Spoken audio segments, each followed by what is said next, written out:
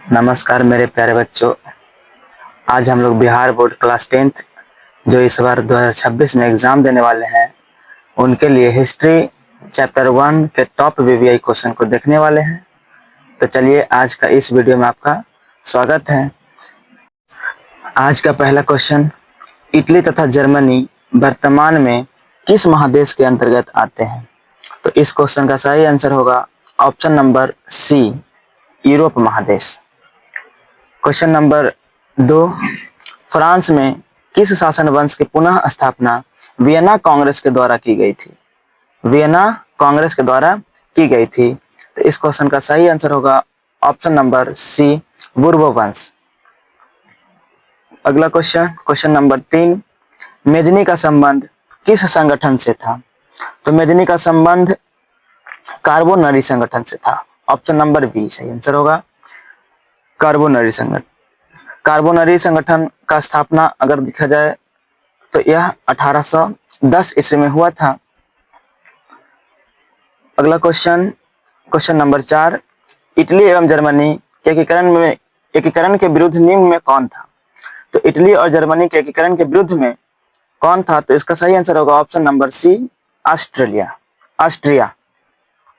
Question number 5, count Cavour को Victor Emmanuel ने किस पद पर नियुक्त किया था? तो इस क्वेश्चन का सही आंसर होगा ऑप्शन नंबर सी, प्रधानमंत्री। अगला क्वेश्चन, क्वेश्चन नंबर 6, गैरीबाल्डी पेशे से क्या था?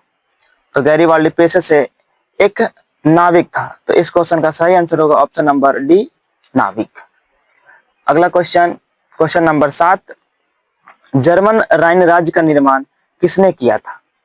तो इस क्वेश्चन का सही answer option number B, Napoleon Bonaparte. Question number 8, जालबेरीन कैसी संस्था थी? तो जालबेरीन एक व्यापारियों की संस्था थी। तो इस क्वेश्चन का सही आंसर होगा ऑप्शन नंबर बी, व्यापारियों की। क्वेश्चन नंबर 9, रक्त एवं लौह की नीति का अवलंबन किसने किया था? तो इस क्वेश्चन का सही आंसर होगा ऑप्शन नंबर सी, बिस्मार्क, जो जर्मनी के एकीकरण के लिए जाने जाते हैं। बिस्मार्क जर्मनी के एकीकरण के लिए जाने जाते हैं। क्वेश्चन नंबर 10, फ्रैंकफर्ट की संधि कब हुई थी? तो इस क्वेश्चन का सही answer option number D, 1871। Frankfurt की संधि के बारे में अगर जाना जाए तो यह जर्मनी और फ्रांस के बीच में हुई थी। यह संधि जर्मनी और फ्रांस के बीच में 1871 ईस्वी को हुई थी। क्वेश्चन नंबर 11, नेपल्स की क्रांति कब हुई थी? तो नेपल्स की क्रांति कब हुई थी? Sir option number B, 1821। अगला क्वेश्चन, क्वेश्चन नंबर 12, चार्टिस्ट आंदोलन कहाँ हुआ था? चार्टिस्ट आंदोलन कहाँ हुआ था? Option number D, England. Question number 13, यूनान को एक स्वतंत्र राष्ट्र घोषित किया गया था, यानी यूनान को एक स्वतंत्र राष्ट्र कब घोषित किया गया था? तो इस क्वेश्चन का सही आंसर होगा ऑप्शन नंबर बी, 1832 ईस्वी। क्वेश्चन नंबर 14, कार्बोनरी संगठन किस वर्ष हुआ था? तो कार्बोनरी संगठन हम पहले बता चुके हैं कि इस क्वेश्चन का आंसर मेजनी कार्बोनरी संगठन किए थे। कार्बोनरी संगठन किस वर्ष हुआ? तो इस क्वेश्चन का सही answer option number C, 1810। Question number 15, Adrianople की संधि कब हुई थी? तो एड्रियानोपुल की संधि ऑप्शन नंबर बी, 1829 ईस्वी में हुई थी। क्वेश्चन नंबर 16, एड्रियानोपुल की संधि किन दो देशों के बीच हुई? तो एड्रियानोपुल की संधि किन दो देशों के बीच में हुई? तो इस क्वेश्चन का सही आंसर होगा ऑप्शन नंबर ए, तुर्की और रूस। तुर्की और रूस। अगला क्वेश्चन, क्वेश्चन नंबर 17, सेडोन का युद्ध किनके बीच हुआ? तो सेडोन का युद्ध किनके बीच हुआ? तो इस क्वेश्चन का सही answer option number C, France और प्रसा के बीच। सेडोन और प्रसा के बीच अगर बात कहा जाए कब हुआ तो यह युद्ध 1870 ईस्वी को हुआ। 1870 ईस्वी को हुआ। अगला क्वेश्चन, क्वेश्चन नंबर 19, पोलैंड के विद्रोह को किसने कुचल दिया? तो पोलैंड के विद्रोह को किसने कुचल दिया? तो इस क्वेश्चन का सही आंसर ऑप्शन नंबर ए, रूस ने कुचल दिया। अगला क्वेश्चन, क्वेश्चन नंबर 20, सन 1870 ईस्वी में फ्रांस और प्रासा के बीच युद्ध कहाँ हुआ था? युद्ध कहाँ हुआ था? तो प्रासा और फ्रांस के बीच जो युद्ध हुआ था वह युद्ध सेडोन का युद्ध ही कहलाता है। तो यह सेडोन में ही हुआ था, इसलिए इसका आंसर ए नंबर ऑप्शन सेडोन। क्वेश्चन नंबर 21, यूरोप वासियों के लिए किस देश का साहित्य एवं ज्ञान विज्ञान प्रेरणा स्रोत रहा? इस क्वेश्चन का सही आंसर ऑप्शन नंबर बी, यूनान। अगला क्वेश्चन, क्वेश्चन नंबर 23, बिस्मार्क निम्न में से क्या था? तो इस क्वेश्चन का सही answer option number D, Bismarck एक कूटनीतिज्ञ था जो इटली के एकीकरण के लिए जाने जाते हैं। बिस्मार्क इटली के एकीकरण के लिए जाने जाते हैं। अगला question, question number 24, Sardinia Piedmont का शासक कौन था? तो इस क्वेश्चन का सही answer option number C, Victor Emmanuel. अगला क्वेश्चन, क्वेश्चन नंबर 25, यूनानी स्वतंत्रता आंदोलन, यूनानी स्वतंत्रता आंदोलन के दौरान कौन ब्रिटिश कवि शहीद हुए थे? तो इस क्वेश्चन का सही answer option number A, Lord widen, Lord widen. अगला क्वेश्चन, क्वेश्चन नंबर 26, जालवेरिन की स्थापना किस राज्य ने की थी? तो जालवेरिन की स्थापना ऑप्शन नंबर डी, फ्रांस ने की थी। जालवेरिन के बारे में हम पहले बता चुके हैं कि जालवेरिन एक व्यापारियों की संस्था थी। जालवेरिन किसकी संस्था थी? तो इस क्वेश्चन का सही आंसर व्यापारियों की होगी।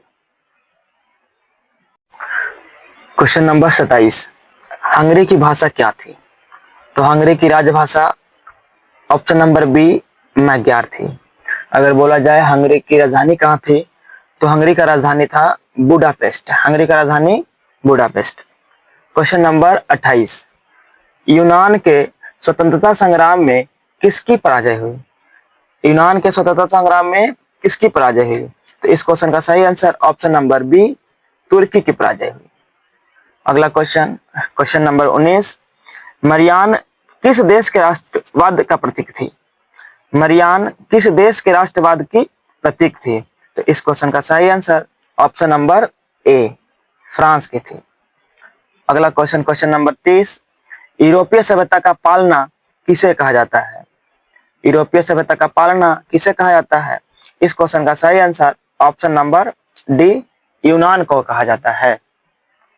अगला question, question number 31, act of union किस वर्ष पारित हुआ? एक्ट ऑफ यूनियन किस वर्ष पारित हुआ? तो इस क्वेश्चन का सही आंसर ऑप्शन नंबर ए, 1688 ईस्वी में। एक्ट ऑफ यूनियन 1688 ईस्वी में पारित हुआ था। अगला क्वेश्चन, क्वेश्चन नंबर 32, 1789 की फ्रांसीसी क्रांति के समय वहां किस राजवंश का शासन था? 1789 की फ्रांसीसी क्रांति के समय वहां किस राजवंश का शासन था? तो इस क्वेश्चन का सही आंसर होगा ऑप्शन नंबर सी, बुर्बो राजवंश। अगला क्वेश्चन, क्वेश्चन नंबर 33, नेपोलियन संहिता किस वर्ष लागू की गई? नेपोलियन संस्था किस वर्ष लागू की गई? तो इस क्वेश्चन का सही आंसर ऑप्शन नंबर डी, 1804 ईस्वी में। अगला क्वेश्चन, क्वेश्चन नंबर 33, नेपोलियन संहिता किस वर्ष लागू की गई? तो नेपोलियन संस्था ऑप्शन नंबर डी, 1804 ईस्वी में लागू की गई। अगला क्वेश्चन, क्वेश्चन नंबर 34, जर्मनी के एकीकरण के लिए बिस्मार्क ने कितने युद्ध किए? तो जर्मनी के एकीकरण के लिए बिस्मार्क ने कुल 3 युद्ध किए। तो इस क्वेश्चन का सही answer option number C. Question number 35, Vienna Congress में कौन राष्ट्र सम्मिलित नहीं था? वियना कांग्रेस में कौन सा राष्ट्र सम्मिलित नहीं था? तो इस क्वेश्चन का सही आंसर ऑप्शन नंबर डी, यानी जर्मनी। अगला question, question number 36, Vienna Congress में पवित्र संघ की योजना किसने प्रस्तुत की थी? वियना कांग्रेस में पवित्र संघ की योजना किसने प्रस्तुत की थी? तो इस क्वेश्चन का सही आंसर ऑप्शन नंबर ए, रूस ने की थी। अगला question, question number 37, young Italy, young Italy का संस्थापक कौन था? तो यंग इटली का संस्थापक आप लोग को पहले से पता होगा। इस क्वेश्चन का answer option number C, Mazzini थी। अगला क्वेश्चन, क्वेश्चन नंबर 38, फ्रांस कि किस राजा ने कहा था अंग्रेजी राजा की भांति शासन करने की अपेक्षा लकड़ी काटना अधिक पसंद करूंगा। अंग्रेजी राजा के शासन करने की भांति लकड़ी काटना अधिक पसंद करूंगा, यह कथन ऑप्शन नंबर डी चार्ल्स दसम का था। अगला क्वेश्चन नंबर 39, प्रसा का शासक कौन था? प्रसा का शासक कौन था? तो इस क्वेश्चन का सही answer option number D William प्रथम था। अगला क्वेश्चन नंबर 40, यूरोप का मरीज किसे कहा जाता है? यूरोप का मरीज ऑप्शन नंबर सी तुर्की को कहा जाता है। क्वेश्चन नंबर 41, नेपोलियन ने जर्मनी में किस संघ की स्थापना की थी? नेपोलियन ने जर्मनी में किस संघ की स्थापना की? तो इस क्वेश्चन का सही आंसर होगा ऑप्शन नंबर सी राइन संघ। क्वेश्चन नंबर 42, किस संधि द्वारा स्वतंत्र यूनान राष्ट्र की स्थापना हुई थी? तो इस क्वेश्चन का सही आंसर ऑप्शन नंबर डी एड्रियानोपुल की संधि के द्वारा। अगला क्वेश्चन नंबर 43, यंग यूरोप की स्थापना किसने की थी? तो यंग यूरोप की स्थापना ऑप्शन नंबर बी मेजनी ने किया था। अगला क्वेश्चन नंबर 44, नव गुएल्फ आंदोलन कहाँ हुआ था? तो इस क्वेश्चन का सही answer option number A Italy में हुआ था। अगला क्वेश्चन नंबर 45, मेटरनिक कौन था? तो मेटरनिक के बारे में पता होगा, मेटरनिक ऑस्ट्रिया का चांसलर था। इस क्वेश्चन का सही answer option number A Austria का चांसलर था। मेटरनिक ऑस्ट्रिया का चांसलर था और इसका कथन था कि किसी भी देश में शासन करो मगर जनता का भलाई मत करो, इसलिए मेटरनिक को घोर प्रतिक्रियावादी राजा भी कहा जाता था। अगला क्वेश्चन नंबर 44, कार्बोनरी की स्थापना किस वर्ष हुई थी? कार्बोनरी की स्थापना किस वर्ष हुई थी? तो इस क्वेश्चन का सही आंसर ऑप्शन नंबर ए, जो पहले आप लोग को बता चुके हैं। अगला क्वेश्चन नंबर 47, 1830 की क्रांति के बाद फ्रांस में किस प्रकार का शासन स्थापित हुआ था? 1830 की क्रांति के बाद फ्रांस में किस प्रकार का शासन स्थापित हुआ था? तो इस क्वेश्चन का सही आंसर ऑप्शन नंबर ए निरंकुश राजतंत्र। अगला क्वेश्चन नंबर 48, लाल कुर्ती नामक संगठन किसने किया था? लाल कुर्ती नामक संस्था का गठन किसने किया था? तो इस क्वेश्चन का सही answer option number D Garibaldi. अगर लाल कुर्ती के जगह पे लाल सेना रहे, अगर लाल सेना बोला जाए तो इस क्वेश्चन का सही आंसर होगा ट्रांस्की। अगला क्वेश्चन नंबर 49, राष्ट्रवाद की अवधारणा का जन्म किस घटना को माना जाता है? तो राष्ट्रवाद की अवधारणा का जन्म किस घटना को माना जाता है? तो इस क्वेश्चन का सही आंसर ऑप्शन नंबर ए पुनर्जागरण। अगला क्वेश्चन नंबर 50, रक्त और लौह की नीति किसने अपनाई थी? तो रक्त और लौह की नीति का अवलंबन क्वेश्चन नंबर ए बिस्मार्क ने किया था।